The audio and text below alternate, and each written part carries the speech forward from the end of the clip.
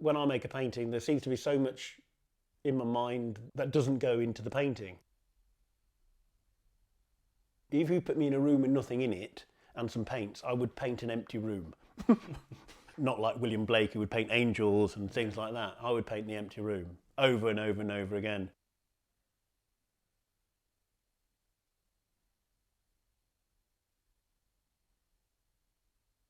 The fact that it doesn't contain figures, cars, it feels very still.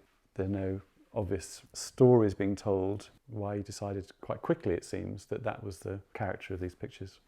I mean, what becomes a character is the same thing almost like what becomes a cliche. They're not intended to be those things. A lot of the things which became content were actual practical decisions. Using the enamel paint was because quite literally there were paints I had kicking around in a studio left over from a project that had nothing to do with painting.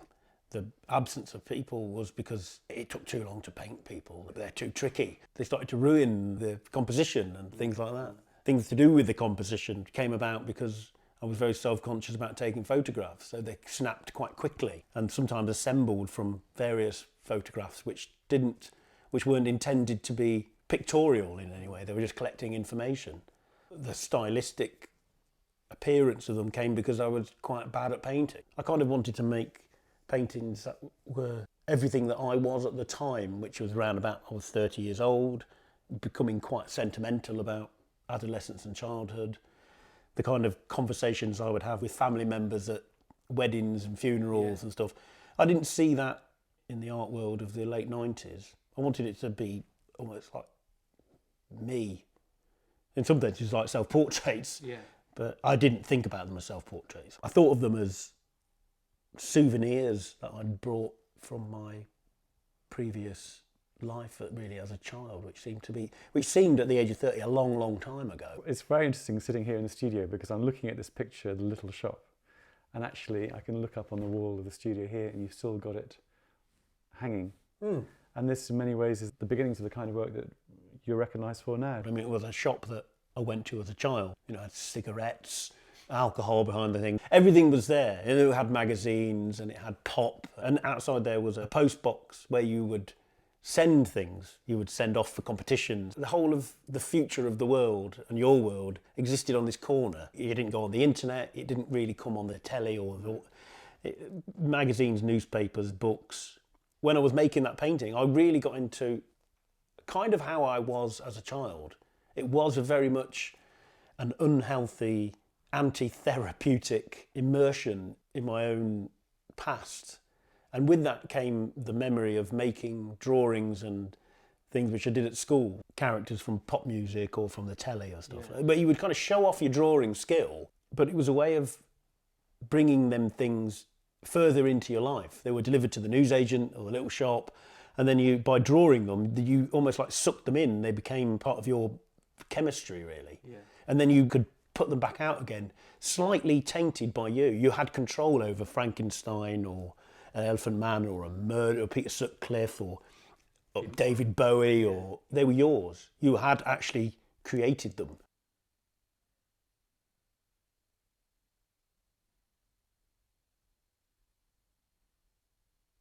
As I go through my life, they've started to form what Picasso said about painting, that becomes some kind of autobiography or diary. So the paintings I made way back in 98 and 99 were very sentimental. They were kind of almost set in a nowhere place of my childhood. So somewhere between 1968 and 1979, 1980.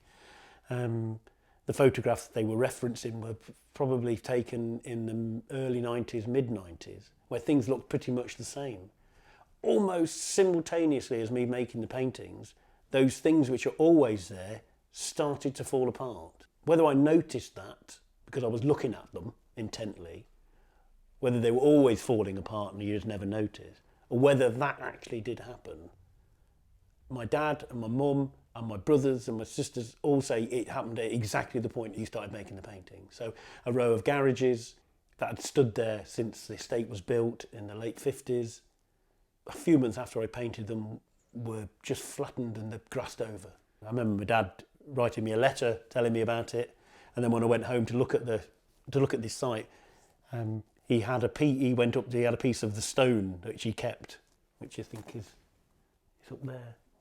They're just a row of garages which were quite unattractive. But because I'd made 2, 3, 4 paintings of them, and talked about them with my dad, and talked about them with my family, and talked about them with people outside of the family in the art world, or writers or what have you, it became quite significant that they'd gone. And then that happened with other things. It happened with some pubs which had been there longer than I'd been alive. No preservation order on them because of the nature of the architect. Nothing, just gone. Virtually overnight and pulled down. So within the space of 5 years, what I saw was my childhood being removed, and in some senses bits of myself. You know, you lose people, you lose your parents or siblings or friends, but you also lose places. So the places you played in or the house that you were born in, they can be razed to the ground, they can be burnt down, they can be redeveloped. At that point when I was making these pictures, all of that was on the verge. I could feel it sort of trembling on the verge of crumbling. The place in which I was brought up, which has seen cycles of work which have been the focus of my nostalgic middle age and my sentimental middle age, the focus for me to see my own ageing process. Now that place, it feels tired, it feels exhausted, it feels angry, it feels anxious. I suppose anxiety is the main thing. A lot of it is based on unrealities as well, and insecurities. Those are economic insecurities and political insecurities. So I'm not picking on the area in which I was brought up as being evidence of a shitty world, but more a case of it's just an allegory of a wider scene. And one in which I feel, even though I don't live there at the moment, I feel some entitlement to represent as an allegory in a way in which I don't think I could go to any other part of the world and do that,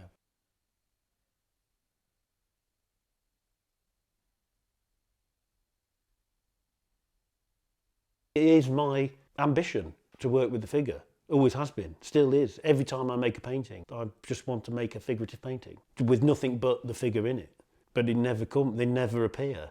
What I think I'm really interested in is the figure's presence, not the flesh, not this weighty, gravity-led thing. So the figure starts to come in various places, like the way crude figures are drawn on walls by kids or graffiti artists or what have you.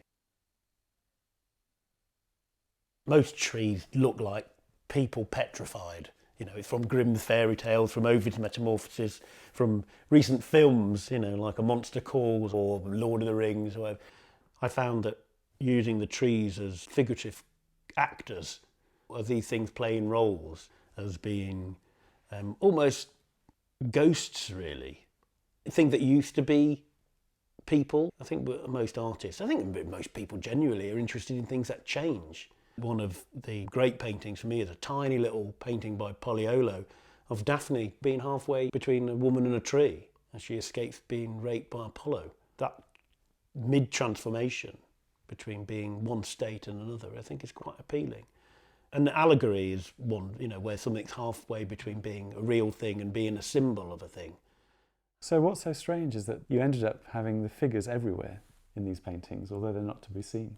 They're in the trees, they're remembered, the traces they've left. So in the end, you managed to fulfill that aim of a figural painting without focusing on an actual human individual. Some of the greatest figurative painters, particularly of the pagan myths, would be Titian or Poussin. Once you actually remove the archaic clothing and the people from the pictures, you end up with a fairly contemporary image of abandoned drinking vessels and clothing, stuff which anybody in a short walk to any sort of suburban woodland or parkland or whatever would find. Some old sock taken off, some pants, some old cans of beer, fag packets, condoms. It looks like the after morning of a bacchanalian revel, but it's just been a group of 16 or 17-year-olds just having a laugh on a midsummer's night. There's always this sense of illusion or allegory happening. This imagery here, although it was an actually seen thing, it was photographed, and a fairly literal translation of the photograph in many ways. I suppose I wanted it to move off from the biblical narrative into a narrative which was much more general, not so much related to a kind of Christian thing, but that it was something to do with mortality. And the trees, though they look quite totemic and quite symbolic, I think they're quite apocalyptic in some senses.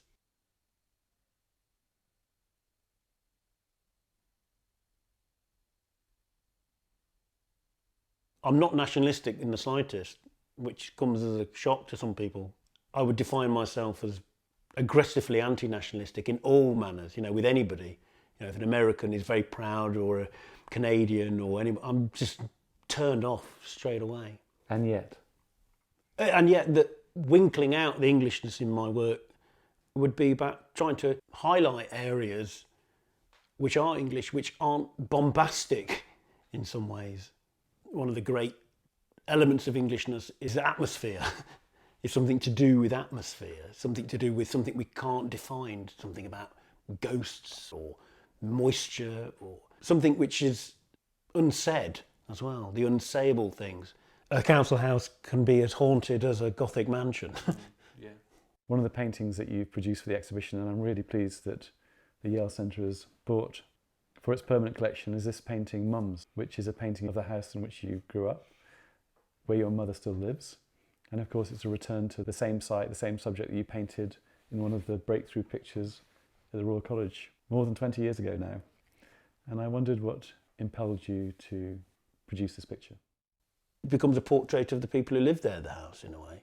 Everyone leaves home, and people die and get older and vanish or killed or what have you. Buildings fall and crumbled and erased. New things appear of which you have no contact with. People appear of which you've got no relationship with. I imagine there will be a point when you wonder why you ever visit here. I imagine that will come. What started off 20 years ago has been something which was about visiting the past. And consequently, it's become something about visiting the present. It's made me, for the first time, think about visiting the future, which is quite odd. So it's left a feeling that there's something to walk into as opposed to something to walk away from.